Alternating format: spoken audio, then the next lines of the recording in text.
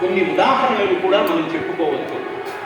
ప్రహ్లాదుని తల్లి లీలావతి గర్భవతిగా ఉన్నప్పుడు నిరంతరము నారాయణ నారాయణ నారాయణనే అంటూ ఉండడం వల్ల పరమ భాగవతోత్తముడైనటువంటి ప్రహ్లాదుడు ఆమె గర్భాన పుట్టాడు. అలాగనే అభిమన్యుడు సుభద్ర గర్భవతిగా ఉన్నప్పుడు యుద్ధ విద్య చెప్పమని అర్జునుడిని అడుగుతుంది.